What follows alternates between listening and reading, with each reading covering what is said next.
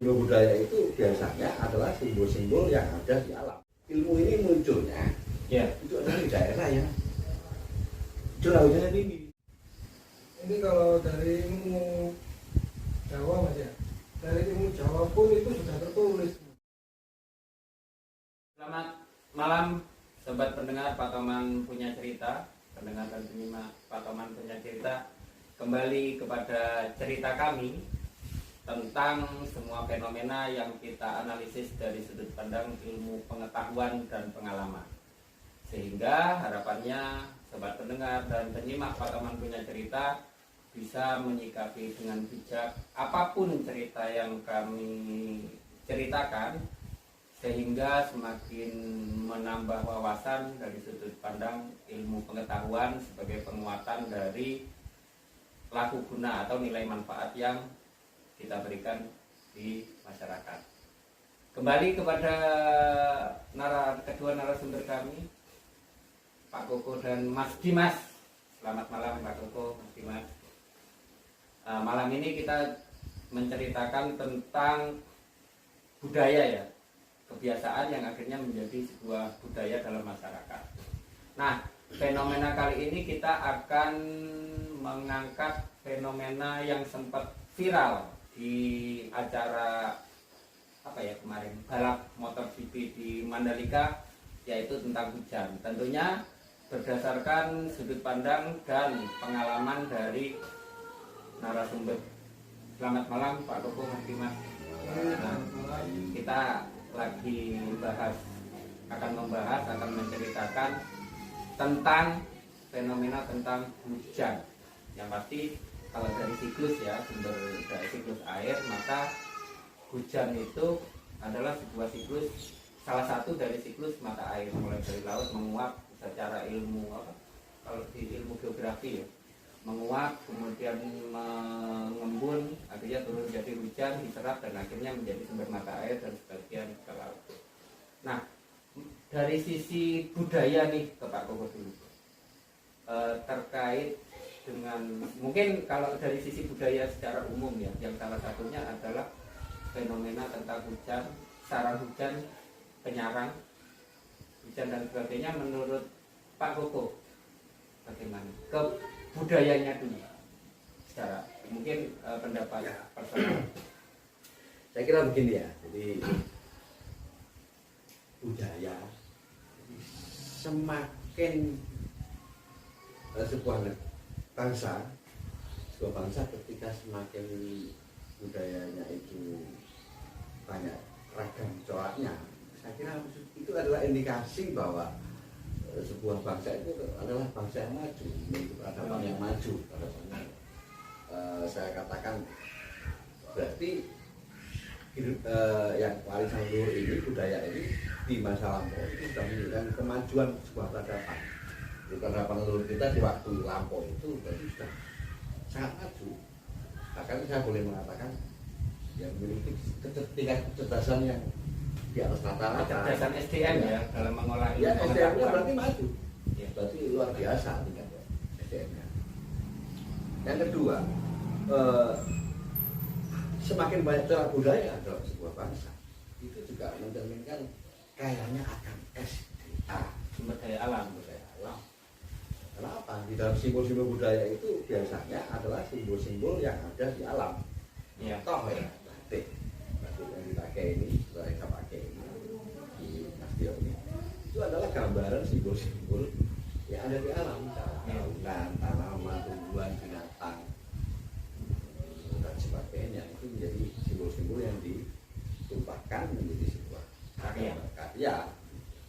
Terus juga ada di bawahnya ada sungging, itu juga ada corak-coraknya, wayang, kemudian di dalam batik, di dalam pamor, keris, itu menunjukkan bahwa corak-corak budaya, simbol-simbol budaya itu menunjukkan atau cerminan bahwa bangsa itu kaya SDA. Juga peradabannya sudah maju, teknologinya, secara pola pikirnya, pola kinerjanya dalam segala bidang itu sudah. lagi kepada yang disampaikan tadi hujan. Saya kira kita hanya menggaris bawahi saja. Saya kira menurut analisa saya, jadi yang jelas itu merupakan satu kekayaan kearifan lokal bangsa kita yang luar biasa yang patut kita banggakan. Ya. Dimana itu sudah tidak asing lagi. Sebenarnya leluhur kita sejak dulu sudah memiliki kecerdasan itu untuk saya mengatakan mengendalikan. Ya. Jadi bagaimana awan ini bisa dimodifikasi, manage ya, gitu menurut kearifan lokal. kehendak. Ya. Tentunya ada ilmunya, ada metodenya. Nah, semua saya kira bisa semua asalkan mau belajar dan tahu ilmunya itu. Apapun kalau kita belum tahu ilmunya kita tidak bisa, tapi kita sudah mengetahui pasti bisa belajar. Dan jelas namanya saja tentang hujan, berarti ilmu ini munculnya Ya. itu adalah di daerah yang curah hujannya tinggi, tropis. Oke, Tropis. Jadi tidak mungkin, saya kira ilmu ini kalau muncul di wilayah yang tidak pernah hujan, ya nonsen. karena tidak butuh itu gitu. Mustahil. Hujan, Jadi satu yang saya garis bawahi itu saja. Saya yakin. Jadi ilmu ini mengendalikan hujan, kalau tentunya diawali dengan memecah awan dulu. Ketika awan pecah pasti terurai, kemungkinannya hujannya tidak. Oh, kalau misalkan di modern itu kayak ada lampu pemecah awan kan, kayak semacam itu kalau dari sisi ilmu pengetahuan modern gitu. Betul. Atau juga ada daya menggerakkan angin juga bisa. Angin ini berembus kemana? Mau diarahkan kemana? Hujan atau awan ini bisa ke arah mana? Dan ini terserah bagi si orang hujan tadi. Tentunya menurut ada ilmunya ya. Ini nanti dibahas lain kita bisa bahas.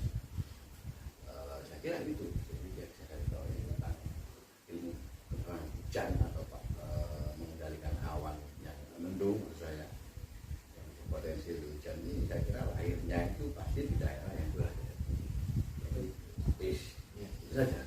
Terus mungkin ke Bro Dimas tentang budaya yang terkait dengan fenomena tentang kebudayaan dulu, pendapatnya bagaimana, kemudian terus menyikapi atau mungkin sudut pandang terhadap hujan yang tadi kan dinyatakan adanya di tropis gitu. Dan apalagi kita tropis plus agraris, yang kapasitas air di negara kita itu kan relatif lebih besar daripada negara lain. Bagaimana?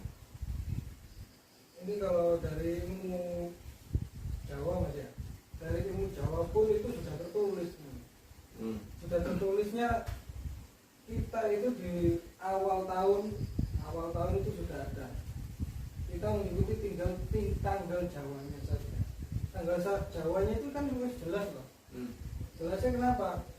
Ini bulan pertama musimnya musim apa? Terus ada per triwulan itu kalau nggak salah.